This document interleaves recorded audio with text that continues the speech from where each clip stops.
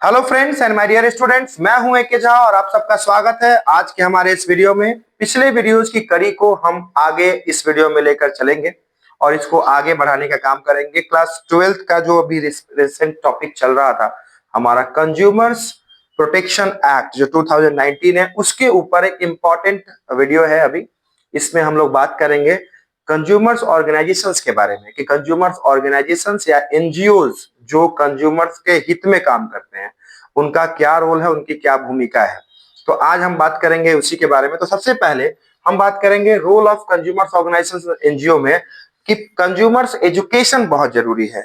हमारे पीठ पे हमारे सपोर्ट में ऑर्गेनाइजेशंस हैं, बट पहले वे हमें एजुकेट करेंगे, हमें वो ट्रीट करना सिखाएंगे कि कैसे किस सिचुएशन में ट्रीट करना है और हमें अपने आप को कैसे ट्रेन रखना है। If we are a consumer then how to buy something wisely, how to use something wisely, ये हमको एजुकेशन कंज्यूमर एजुकेशन में पता चलता है। कंज्यूमर से एजुकेशन, ठीक है, ध्यान रखिएगा, पहला पॉइंट है।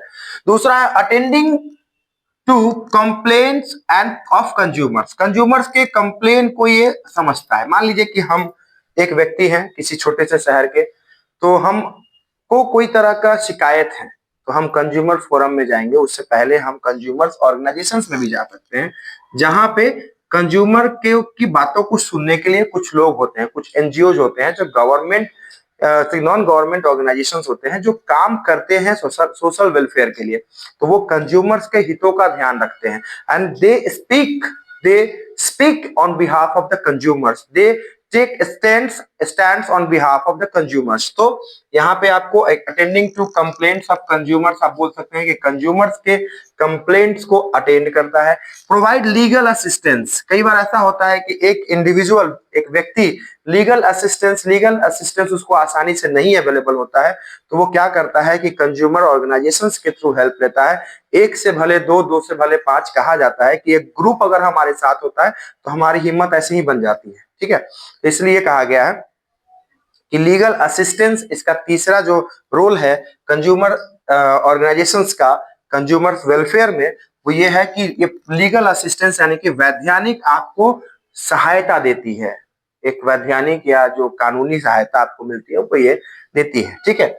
उसके बाद है सैंपल टेस्टिंग। अब ये इसको हम बोल दिए कि फलाना दुकान वाला हमको जो है वो इससे कर दिया, हमारे साथ ऐसे किया, हमारा हमको कम सामान दिया, हमको कम मेजरमेंट करके चीज दिया, तो इससे हमारा काम बनने वाला नहीं है। वो जाकर के सीधे वहां फायरिंग शुरू नहीं कर देगी, वो पहले सैंपलिंग करेगी, वो देखेगी कि हम जो बोल रहे हैं उस बात में कितनी सच्चाई है। तो वो सैंपलिंग टेस्टिंग करती है, सीधे अंधाधुंध फायरिंग नहीं करती है। वो ऑर्गेनाइजेशन का अपना एक रेपुटेशन होता है, तो कंज्यूमर्स के द्वारा दिए गए शिकायतों को बढ़िया से गौर से समझती है, उस पर अमल करती है और उसको अपने स्तर से जांचती है, ठीक है। सैंपल टेस्टिंग, हम मान लीजिए कहेंगे कि नहीं ये मार्कर खराब है, तो जो कंज्यूमर ऑर्गेनाइजेशन होगी वो इस टाइप के मार्कर्स को चेक करेगी, ये कितना हद तक जो सर बोल रहे हैं इस बात में कितनी सच्चाई है, उसको सैंपल टेस्टिंग कहते हैं।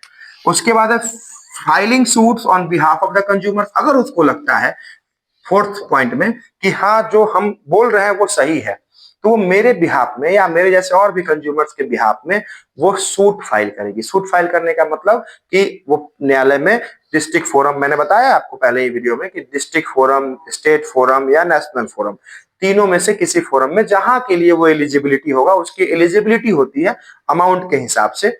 1 करोड़ से कम का डिस्प्यूट अगर है, कंज्यूमर्स को अगर 1 करोड़ रुपए से कम का डिस्प्यूट है तो कहां सॉल्व करेंगे? डिस्ट्रिक्ट फोरम में। कहां पे सॉल्व होगा वो? डिस्ट्रिक्ट फोरम में सॉर्ट आउट होगा। अगर 1 करोड़ से 10 करोड़ के बीच का डिस्प्यूट है, जैसे किसी को 5 करोड़ का डिस्प्यूट है, तो वो कहां सॉर्ट आउट होगा? स्टेट फोरम में। कहां पे? और 10 करोड़ से ऊपर जितना भी हो जाए उसका सेटलमेंट जो होता है वो नेशनल फोरम में होता है। तो कंज्यूमर्स ऑर्गेनाइजेशन से डिसाइड करेगी और जज करेगी कि ये जो डिस्प्यूट है ये किस लेवल पे सॉर्ट आउट होगा, किस लेवल पे इसका रिड्रेसल किया जाएगा, ठीक है। रिड्रेसल ज्यादा अच्छा वर्ड होगा, ठीक है। रिड्रेसल किस लेवल पे इसका किया जाएगा। हेल्पिंग द एजुकेशनल इंस्टीट्यूशंस को आपको हेल्प करना, ये एक बहुत अच्छा मुद्दा है। जो भी एजुकेशनल इंस्टीट्यूशंस है उसको consumers organisations time to time जाकर के मतलब हेल्प करती है और उनको ट्रेन करती है, वहां के जो लोग होते हैं स्कूल में आकर के।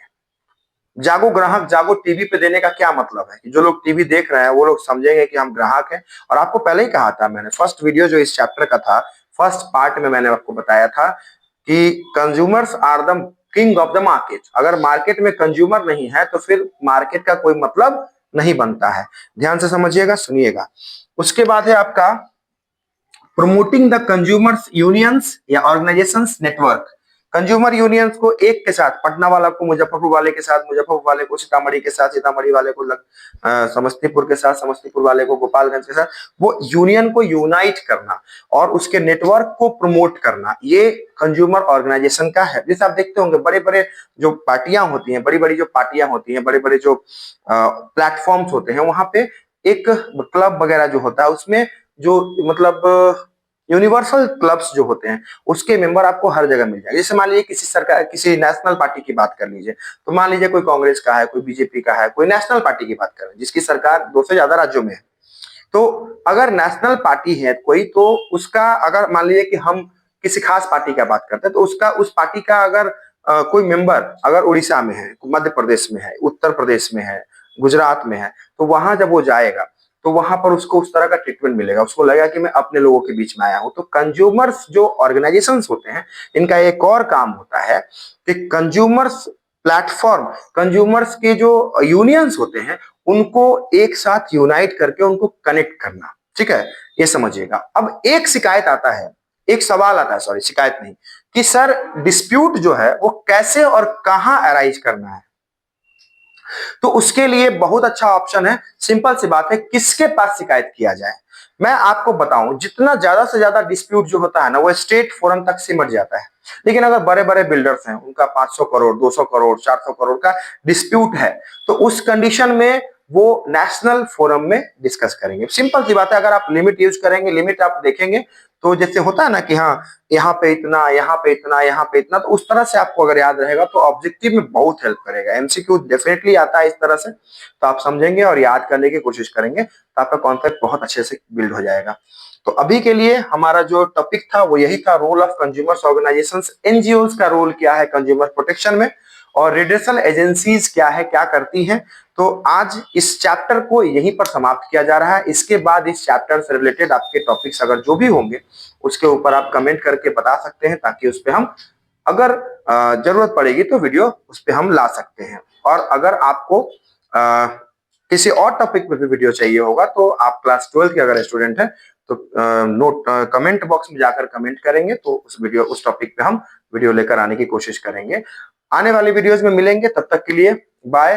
चैनल को जरूर लाइक सब्सक्राइब और शेयर कर देंगे ताकि, और बेल आइकन को भी जरूर हिट कर देंगे ताकि आने वाली वीडियोस की जानकारी आप तक पहुंच पाए। अभी के लिए बाय, जय हिंद।